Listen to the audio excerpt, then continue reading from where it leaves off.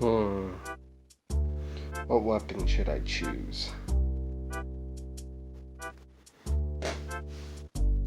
This one? Doesn't even work.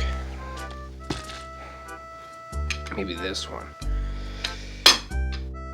Ooh. Nah. Doesn't sound sturdy. What about this one? Maybe. No. Too small.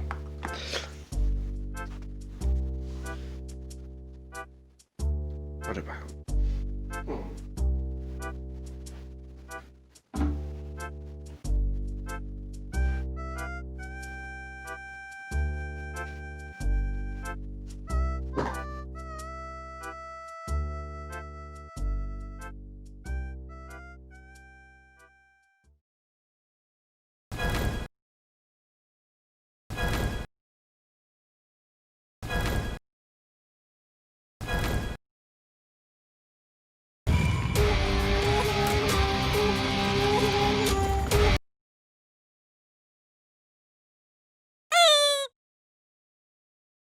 Now before I start this video, I just want to remind you that this is just my silly opinion.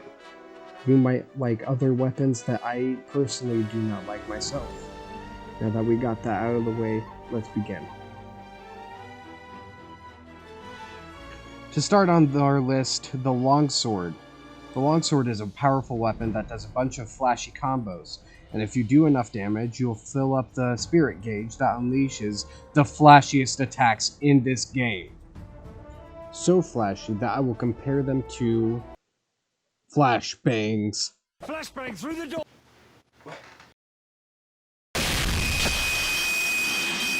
Once you hit the final hit with those blinding attacks, your sword will power up to the Mayo Sword. Do it again, the Mustard Sword. Do it one more time, the Ketchup Sword. With these condiment swords, you do some major damage and add some new flashy attacks. Don't go too crazy with those flashy attacks. You might look cool, but don't trip anyone. Next on our list, it's the light bowgun. It's a very mobile weapon, making it easy to get in the monster's face while still blasting it without getting hit. With all the different ammo types, there is no limit on what you can do. Shoot some sticky bombs, shoot some piercing shots, shoot some status effect bullets, shoot blades. Many more shots that you can do. Not only damaging shots, but you can also do healing shots. Also, leave some wyvern blast on the ground that explodes if touched. Best idea is to have the monster hit it itself. Nothing is better than watching the monster hurt itself.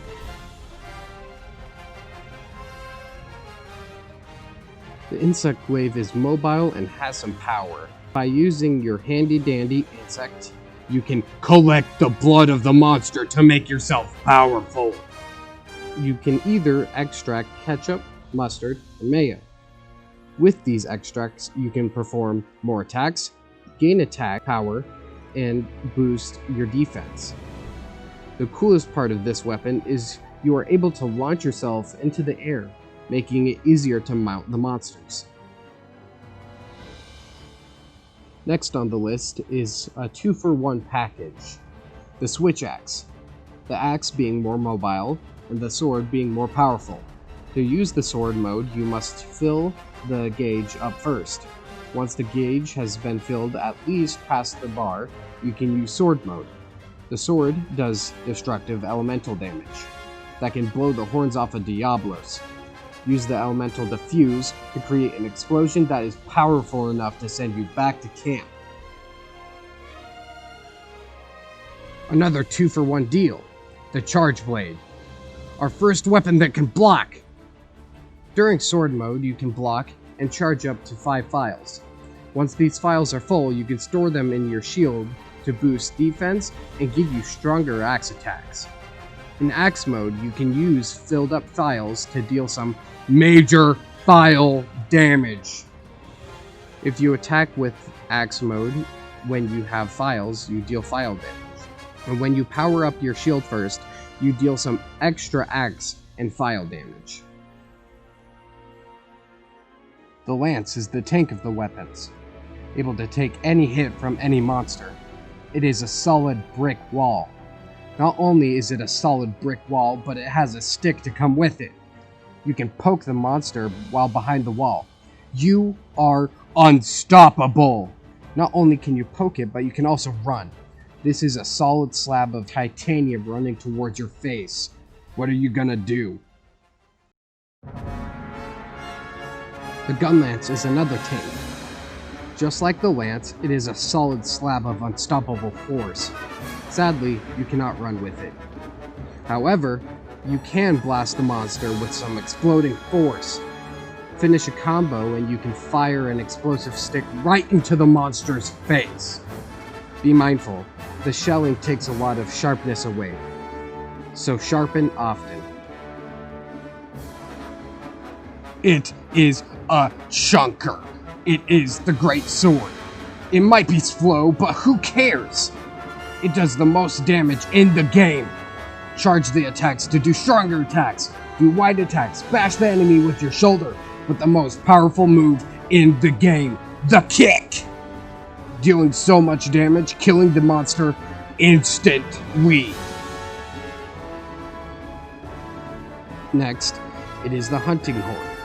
Some people say, you are a dumb weapon because you do no damage. If they say that to you, tell them that they are crybabies and don't know what true damage is. Hunting horn does so much damage. It is basically a better hammer. With it being a horn, it makes music that can buff your hunting group. Strength boost, defense boost, health boost, gives you earplugs so you don't have to hear the music from the hunting horn because it is too pure for your ears, and many more buffs. Hunting horn is one of the best weapons because it can play Blinding Lights by The Weeknd.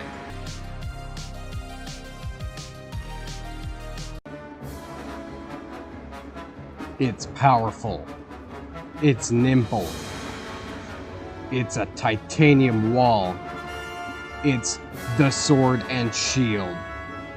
The sword and shield is the only weapon that can use the slinger with the weapon drawn, and you can use items when your weapon is drawn too. Your attacks are fast and furious, not only slashing damage, but also bashing damage. It has the power to leap in the air and mount monsters with ease. It has charged attacks for extra damage. Overall, the sword and shield is all the weapons combined to one. It is the Swiss Army knife of the weapons, making it one of the best weapons. Hey, you made it to the end. Thanks for watching my video. I know you might not agree with this list, but this is just my personal opinion. We all have different playing styles, and honestly, Sword and Shield is just the best. Nothing can beat the Sword and Shield. And if you say otherwise, you're wrong. I'm talking about you, Cameron. And you too, Jax. No one likes Hammer.